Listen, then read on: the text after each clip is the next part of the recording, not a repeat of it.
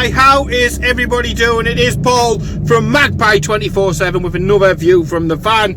Hope everybody is okay and last night didn't bore the absolute arse off you, because for £10, goodness me, I shan't be racing to sign up for another £10, that is for certain. Newcastle at the end of the day, we're through to the next round of the cup. That is all that really matters, but goodness me, that was painful.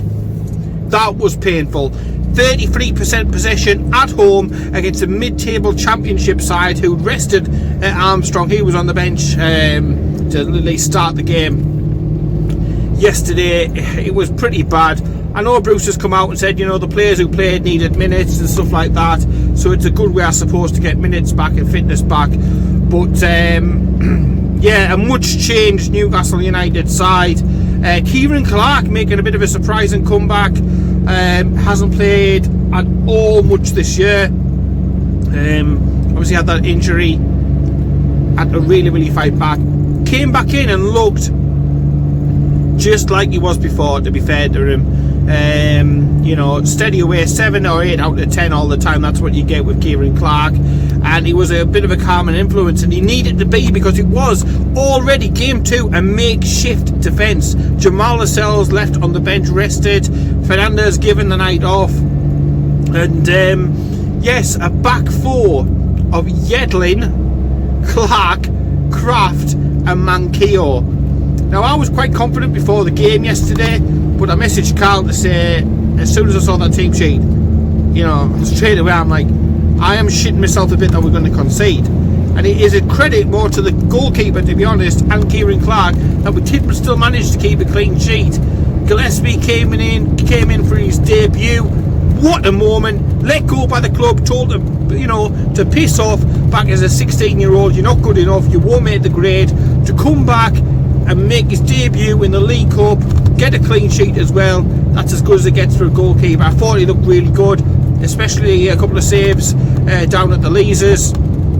I thought he looked really decent and everything. So looking forward to seeing more of him. I think he's going to put some serious pressure on Carl Darlow for that number 2 jersey when Martin Dubravka is back in a couple of weeks' time. But yeah, the defence was makeshift. Joelinton didn't look interested at all. Looked like he had his mind on somewhere else, and potentially a move, and you can't blame him. He's transfer listed, he's surplus to requirements, but he was thrown in last night. Manquillo, I think he showed 2 games in a couple of days, a little bit leggy at times, but you know, decent enough, I suppose. Emil Kraft should have scored. Cracking cross, header. And like I said before, my gran could have done fucking better than that. Like, absolutely useless header, man. Get some power behind it, a bit more direction. That could have been a goal, but it wasn't. Typical Kraft. I know he's filling in and he's providing a little bit of you know, cover in the squad, but never gives me confidence seeing that lad in a Newcastle back line anyway. Going forward in the team, 2 you know, local lads, academy lads. Sean Longstaff, who's not a central midfielder, I'll get onto that in a minute, and Dan Barlaser. Thought Barlaser had a few nice balls, you know, like splattering them about here and there, some long passes, John Joe Shelby-esque. Got a few things going. Decent night's graft for the lad. Do I think he did enough to convince Bruce not to load him out? I'm not so sure. Hand on heart, I feel as if Barlaser will be shifted out on loan. I think it won't be a season loan. I think it might be a, you know, up till January type loan, and then see how we are from there. See how the injuries are shaping up. See how the squad's you know, feeling up. But I mean, what is he, 24-year-old? He needs first team football. He can't be hanging around the reserves and stuff like that and not making squads. But he was decent enough last night with some, like I say, with some good balls. One of the better performers, to be fair, on the night. Beside him, Sean Longstaff. I'm not convinced he's a central midfielder. More and more I see of him, and the more I see of him as a 10, the more I think he's actually a number 10. I don't think he's got that Isaac Hayden in him to be able to track back and plug gaps and to work away I think he's most dangerous when he's in and around the box, getting shots away, you know, being in the danger areas of the pitch. So I would like to see him pushed further forward and competing maybe with Miggy to be able to say who is going to be the number 10 if we go with the one striker up front and 3 behind sort of route. It's not working for Sean Longstaff playing deeper, in my opinion. I respect those of you who may have a different opinion, but I think it's chalk and cheese, the difference in his performances when he's playing in the 2 positions. But yeah, last night he didn't at all give himself greatness. One player I think who he did really good was Miggy Almiron, especially for the goal. A great, you know, great pass into space, disguised it, lovely weighted, perfect on point for Fraser. So yeah, great pass, great movement. Another assist for Miggy. He's very quickly this season, he's racking them up, isn't he, bit by bit, with the assists and everything. So yeah, fantastic by Miggy. Ryan Fraser, again, I think he lasted what, about an hour or so, and you know, I think it was important to get the minutes into him. Cracking goal, great finish, like I say, read the ball that Miggy was going to put through, broke away, took it coolly, calmly over the keeper, and another debut goal, which is absolutely fantastic. It's what you want to see.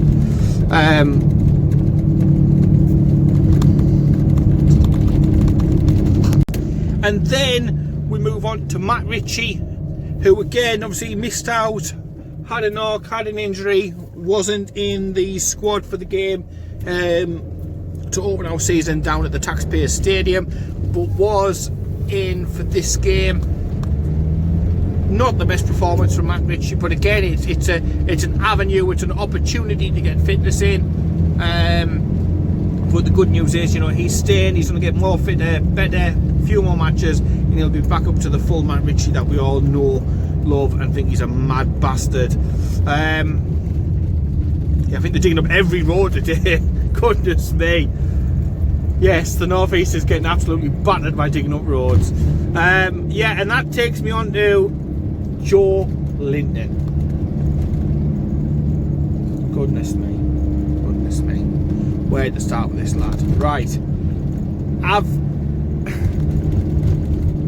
been the person who's consistently said over the year and a bit that he's been here, give him chance. He's a young lad moving from one side of the world to the other, and you know, different ways, different cultures, different foods, different this, different, you know, that, different expectations, different positions. But I'm really finding it difficult to bite my tongue on this lad, because the thing is, last season he had no competition and he coasted through the entire league campaign with the pitiful return of goals that he had.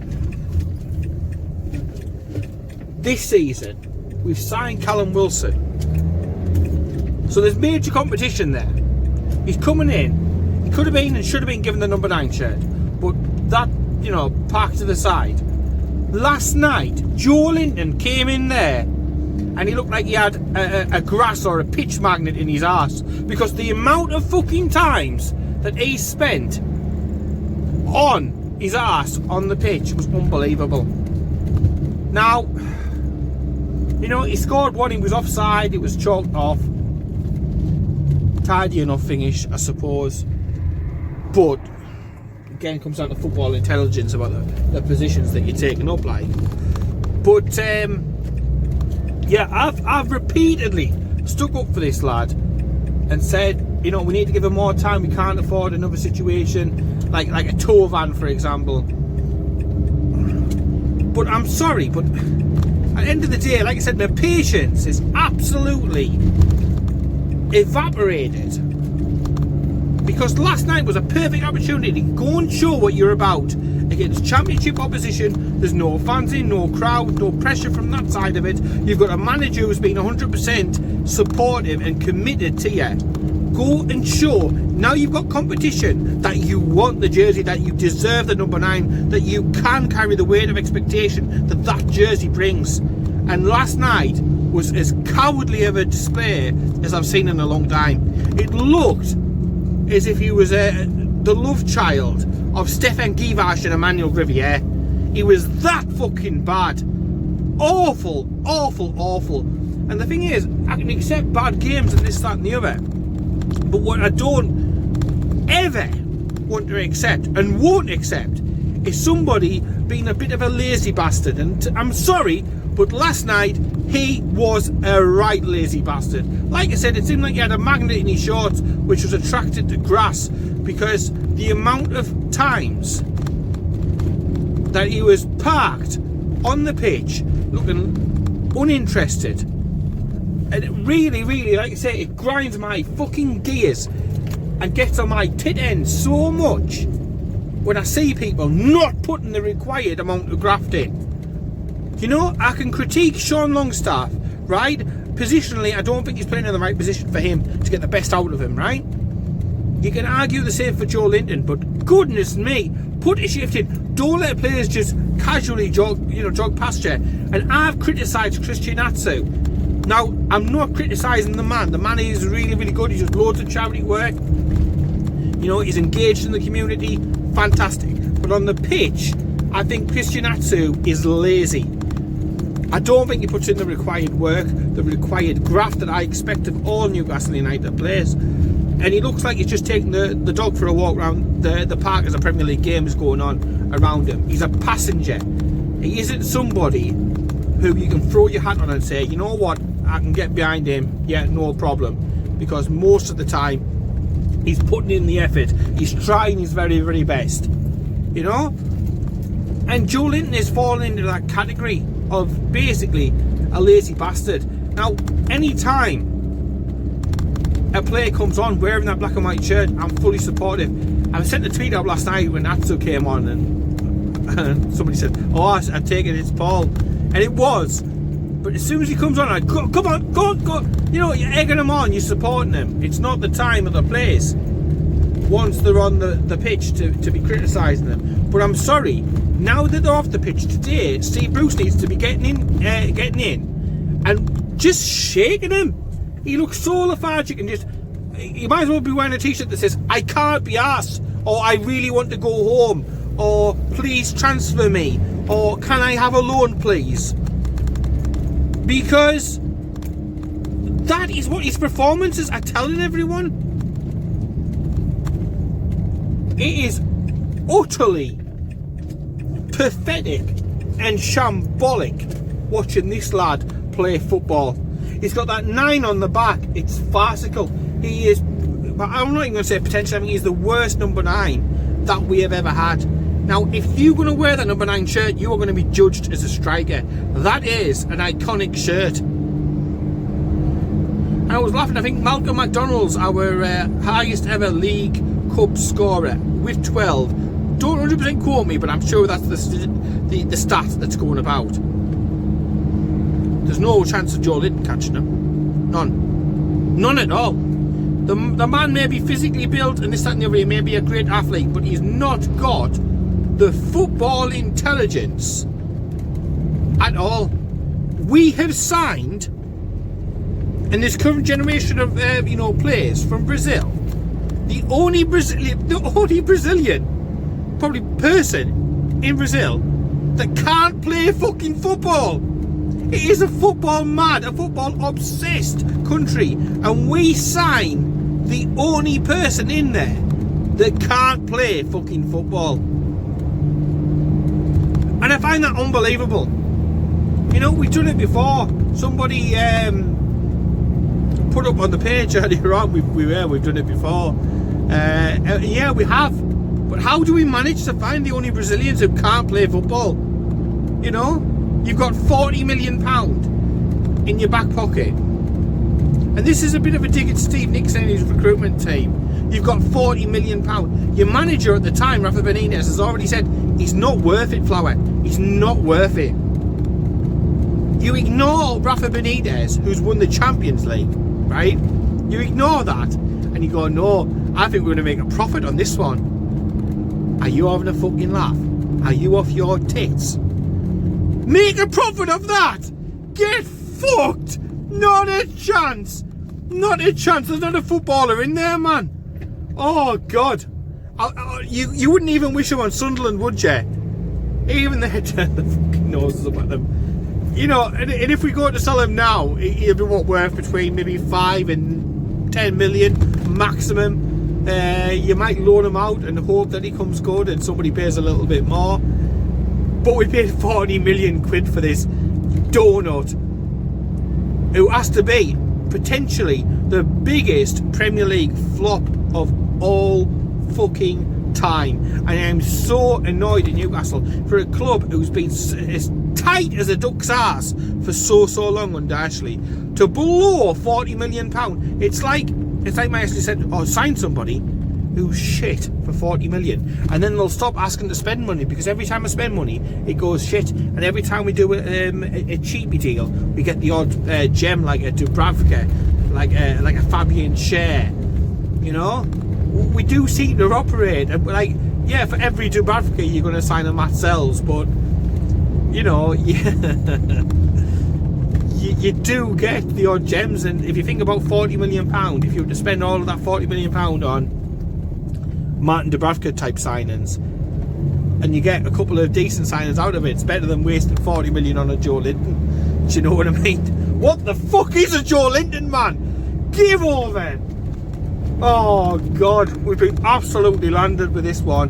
£40 million, flush it down the toilet, it's gone. There's nothing there. I have honestly tried. I have tried so hard to toe the line and to give this lad a chance, but there has to come a moment, a line in the sand, where you say, you know what, you've had your time and it ain't ever going to happen. Because like I say, you can polish a turd, but it don't mean you're going to be able to do outweighed. And it's a similar analogy that, you know, you can try and coach this lad. You can really try and coach him and do whatever you want to do, but if he's not got that football intelligence, that natural instinct, that absolute hunger to stick the ball in the back of the net, you know, you're not really going to be able to do much with it. You know, I hope I'm wrong. I hope he bangs in 20-30 goals a season, because for a £40 million player, that's what we should be expecting. For a number 9 at 40 million, we should be expecting a lot. And for everybody, well, they're Newcastle fans, they're fucking savaging him. Most of us have given him a lot of time, but last night's performance was the straw that broke the camel's fucking back. I was cursing as I was watching it. I was like, you lazy little bastard, you lazy sod. And it's just not good enough. You know, if you're not looking like you're going to score against a mid-table Blackburn side, no disrespect Blackburn at all, but that's probably where you're going to finish this season, you would assume, then what chance is there? And I know you can say he needs the minutes and stuff, similar to Matt Ritchie and stuff like that, but the thing is with Matt Ritchie or a Sean Longstaff or whoever else you want to mention, they have had the odd good moments, some more than others. Even Atsu against Spurs last season, do you remember? Everybody can have a good few moments, but this lad, he doesn't have good moments and he doesn't look interested. Why is that? Why isn't he interested? Is it a language issue? Is it a culture issue? Is there a problem in his personal life? He looked happy enough when he was shipping his partner off around the world and stuff like that for the holidays, and then he come back and he had to quarantine himself, so he wasn't available for the pre-season that we needed him to get back into it after he didn't follow the club's advice. You know, there comes a time when you've got to start saying, is it the player? How much more can the club do? I'm really interested to see what your opinion is. I'm going to be talking about this later on tonight. We're going to be doing the podcast, myself and Kyle, the review of last night, plus looking forward to the Brighton game, in which I'm more than hope that Callum Wilson is back in the lineup. Andy Carroll's involved as well, so we don't need Joelinton. I wouldn't even put him on the bench. I really wouldn't. I'd be looking to get him shipped out. You know, I know we're short of numbers up top. Mutu is officially left the club today. Good luck, Yoshi. You've not had a chance at Newcastle, really. I don't know what the hell has gone on. The two managers, both of which haven't given him hardly any chances at all. He's gone out. I'd shop Joelinton out as well. I would. Any deal I could get. I'd probably loan him out with the view to try and bring him back after he's had a better period of time somebody else. Maybe he's somewhere in Germany, loan him back to Hoffenheim, I don't really care. And then bring somebody else in, a striker who is willing to put the graft in. Because I was screaming last night, I said to Kyle, I would have preferred to have had a Sorensen. Now I know he struggled out on loan and stuff like that, but I would have preferred having a look at him as opposed to having another look at Joelinton fucking the lines up again, fluffing the lines, fluffing his chance once more. So that's just me. I would have preferred to have had a look at that, because I tell you something, at least he would have run the channels, at least he would have tried a little bit more, because I saw zero. And you know, if I was scoring that performance by Joelinton last night out of 10, he would have been very, very low. I've seen him, I think he got a 3 or a 4 off the Chronicle, but you know, the Chronicle most of the time they've got the head in the computer and the typing stuff up. So I was actually watching the match and I wouldn't have given him that. I'd been lucky to give him a 1 for tying his shoelaces, putting his shirt on the right way around and getting on the pitch, because it was ultimately just a big load of dross. Sorry, that's just me speaking to it as I see it. You know, there's no filter, there's no nothing. I see it, I speak it, I say it. That's how I feel. Nothing against the lad personally, just like I've got nothing against the likes of Christian Atsu, you know, Ashraf Lazar. I don't know how they are off the pitch, but you know, at the end of the day, you can only judge it on the football, on the performances, on the goals scored, on the shift, the graft that they put in, and there was nothing at all. So yeah, I think Bruce has to wake up and smell the coffee, because if he comes out again and says, but there's a player in there, then he needs to either fuck off to Barnard Castle, which I'm not actually too far away from myself at the moment. He needs to fuck off, get to Barnard Castle, or go to Specsavers and get an eye test, because it's nah, I'm not seeing it. I've seen many footballers over the year, good, bad and indifferent, but he, I'm sorry, is different gravy. 40 million quid, forget about it. And that's part of the reason I probably wanted to try and give him more time than I would most. 40 million, there's got to be a player, there's got to be a player. If you ask him, he probably doesn't even know the shape of a football. It's been that long since he's fucking touched it. I mean, he did get it in the back of the net, but he was an absolute country fucking mile offside. It was like, oh my word, what are you doing, man? I don't know, if we can't get rid of him, I'd put him in the reserves and let him graft it out and see what it's like on a cold, wet, wintry, blustery night up at Whitley Bay. Toughen him up, try to teach him how good he's got it and how he needs to graft and work, because things just shouldn't be put on a plate for footballers. There should be an amount of graft that you've got to put in to be able to get the opportunity to pull on that number 9 shirt. It just feels like he's been given it at the moment. It's like a charity case. God. Never easy being a Newcastle fan, but the important thing is, of course, we're through to the next round. And we're going to be playing Morecambe away from home. Again, it's got to be another winnable game on paper. I hope Joelinton gets nowhere near the side whatsoever. I'm fed up with giving the lad chances, I really am. But we are through to the next round, beat Morecambe and get another favourable draw going forward, and who knows where it could lead. But yeah, Newcastle through, but in very unconvincing fashion. Low percentage, 2 shots on target the entire game. We scored off 1.